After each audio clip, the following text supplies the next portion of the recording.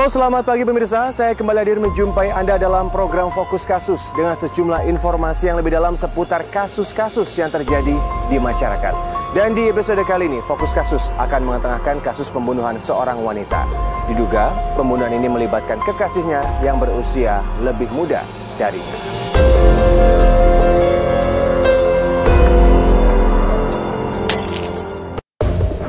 Seorang wanita muda ditemukan tewas di tepi sawah.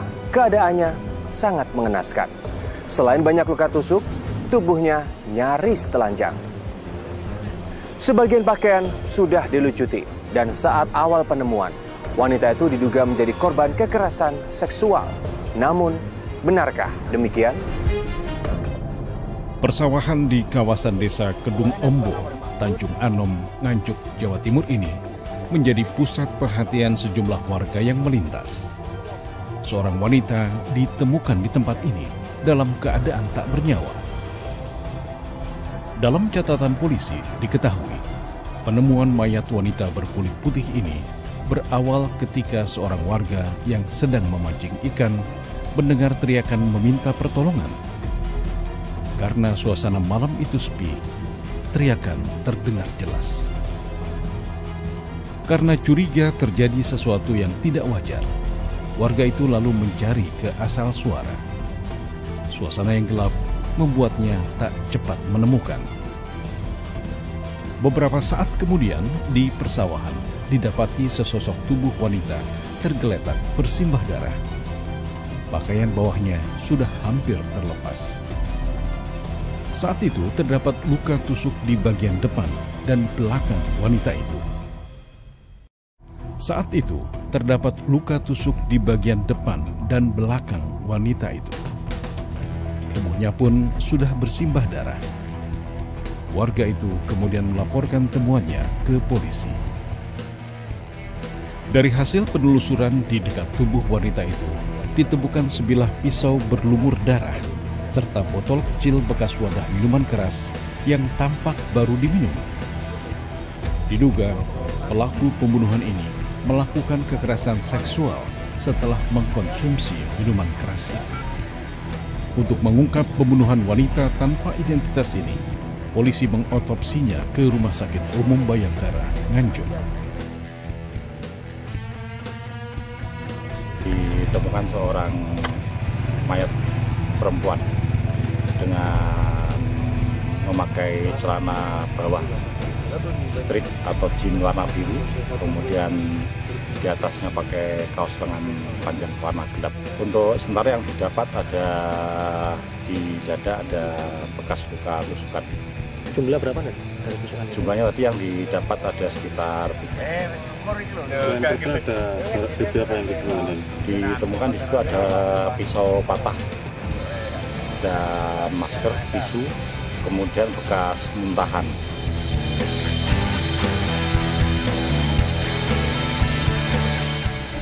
Mengapa pakaian wanita itu dilucuti? Apakah pelaku berupaya melakukan kekerasan seksual namun gagal? Ataukah itu bagian dari upaya mengaburkan penyelidikan? Untuk mengetahui jati diri korban pembunuhan itu, polisi meminta keterangan sejumlah orang, termasuk warga yang menemukan mayat wanita itu. Dari hasil penyelidikan polisi, terungkap wanita itu bernama Nur Koniah alias Konik, warga desa Sonerjo, Grogol, Kabupaten Kediri, Jawa Timur. Keluarga korban saat diperiksa polisi memberikan informasi penting. Konik diketahui keluar rumah pada sore menjelang malam hari. Saat itu, korban mengaku akan bertemu dengan seorang lelaki yang tidak disebutkan namanya. Namun sejumlah warga melihat keduanya berboncengan sepeda motor melaju menjauh dari rumah korban.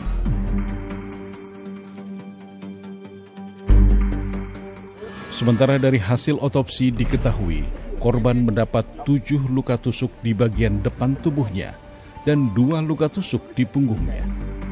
Selain itu, lengan belakang wanita itu juga terkena luka tusuk. Diduga luka di tangan itu karena adanya perlawanan dari korban. Namun sejauh pemeriksaan, polisi tidak menemukan bekas adanya kekerasan seksual terhadap wanita muda itu. hasil kemarin pantauan awal, tapi ini otopsi maupun visumnya belum keluar. Yang jelas kemarin dari kita lihat itu ada 7 tusukan di bagian depan, terus 2 tusukan di bagian punggung, 1 tusukan di bagian lengan.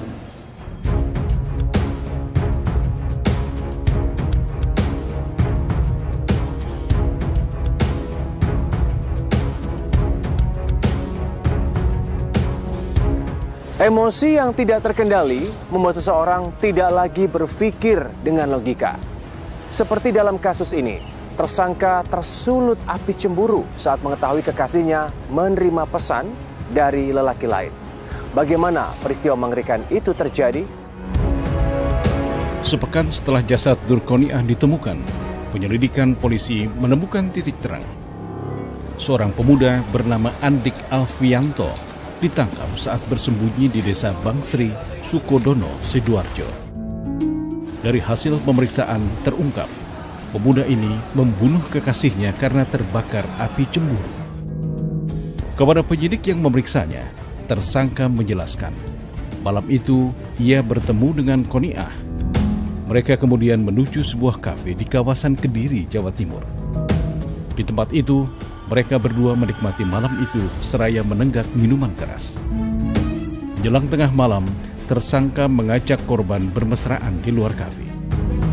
Dan setibanya di TKP, keduanya sempat bermesraan di bawah sebatang pohon. Namun saat wanita malang itu terlena, tiba-tiba tersangka menghujamkan pisau ke tubuh kekasihnya itu. Nurkoniah sempat melawan, sehingga lengannya terluka. Ia juga berusaha meminta pertolongan. Akan tetapi, Andik yang sudah kalap terus menyerang, hingga akhirnya wanita berusia 27 tahun itu roboh bersimbah darah. Tersangka lalu mengambil tas korban. Ia melarikan diri dengan mengendarai sepeda motornya karena khawatir tertangkap. Dan korban meninggal setelah 3 tusukan atau apa lagi? Setelah beberapa saat tusukan yang di dada, kemudian korban tergeletak.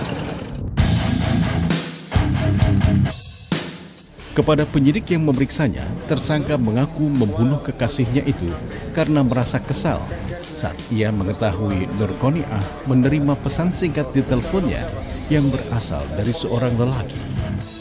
Andik merasa dikhianati cintanya oleh korban. Tahunya kamu diduakan dari mana? Awal pertemuan saya lihat SMS itu, Pak. Oh, SMS. Apa SMS-nya? Mesra-mesra makanya, Pak. Mesra-mesra sama siapa? Sama yang ada kontaknya itu. Oh gitu. Terus kamu punya niat itu? Iya, Pak. Lakukan pembunuhan? Iya, Pak. Oh gitu. Kamu sudah bawa pisau itu, sudah niat kamu mau nusuk yang korban itu ya? Iya, Pak.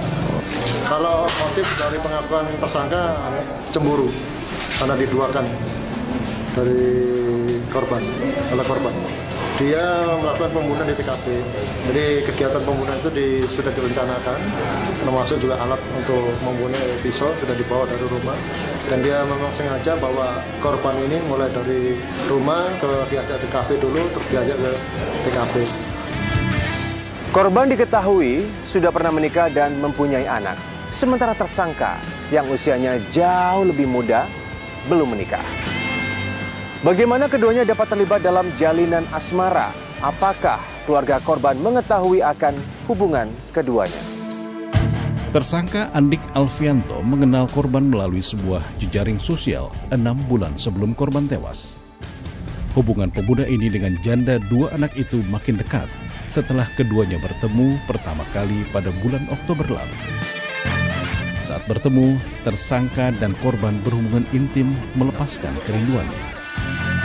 Namun, Nurkoniah tidak pernah menceritakan kepada ibunya yang tinggal serumah mengenai pemuda yang menjadi kekasihnya itu.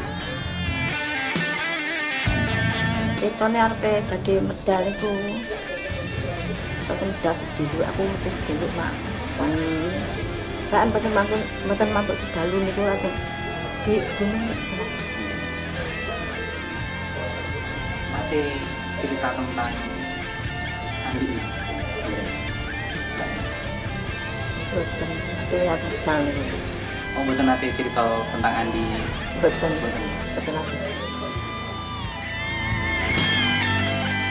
Namun saat keluarga korban diberitahu bahwa wanita itu menjadi korban pembunuhan, ibunya menduga pemuda yang ditemuinya malam itu terlibat dalam kematian janda 2 anak itu. Lo ketika ditemukan meninggal, Iya. terus jenengan kepikiran apa mboten menawi pelaku ini pun Andi nih? Nggih. Langsung menduga Andi. Nggih. Sampai kula menawan jam 09.00 menan. Teng Facebook semerpe. Masih niku, mboten semerbelas kula. Masih namanya pun? Seger. Sementara itu, kendati korban pandai bergaul dan seorang yang ceria, namun ia tidak pernah mengungkapkan hal-hal yang bersifat pribadi, termasuk hubungan asmaranya dengan pemuda yang dikenal melalui jejaring sosial itu. Ya kaget lah Mas, orang pas hari Rabu itu siang ya jam 4 itu bermain sama saya, bikin kue, itu ngobrol sama saya, main sama cucu saya itu. Ya pokoknya gembira lah dia itu hari itu pas mau pergi itu, tapi saya nggak tahu lagi sore itu pergi kemana itu nggak tahu. Foni itu pernah curhat nggak? Nggak pernah ya. Pokoknya paling cuman Mbak kemarin saya habis keluar kemana, main ke sana gitu aja, nggak pernah, saya nggak pernah nanya yang aneh-aneh, nggak pernah. Banyak alibi yang dikemukakan seseorang ketika terlibat dalam kasus kejahatan. Karena itu polisi harus cermat dalam menangani sebuah perkara kriminal. Dalam kasus ini, tersangka diduga kuat telah berencana menghabisi nyawa kekasihnya itu. Lalu sebenarnya apa temuan polisi sehingga muncul dugaan seperti itu? Polisi menggelar rekonstruksi di tempat kejadian untuk mengetahui bagaimana rincian peristiwa pembunuhan terhadap Nur Qoniah.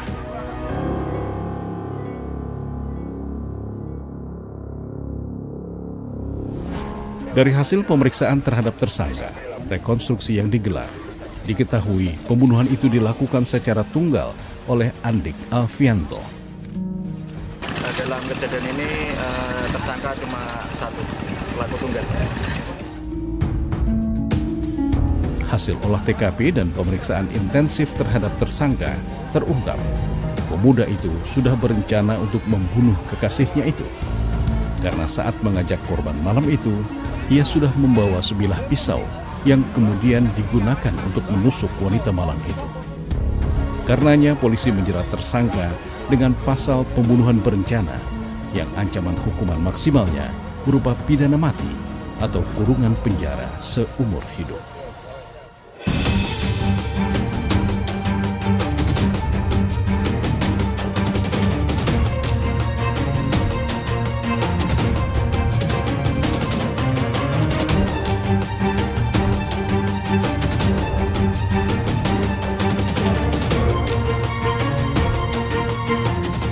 Dan informasi tadi sekaligus menutup perjumpaan kita dalam Fokus Kasus kali ini. Semoga apa yang kami sampaikan dapat berguna dan juga bermanfaat bagi Anda. Saya Zulfikar Nagi, undur diri.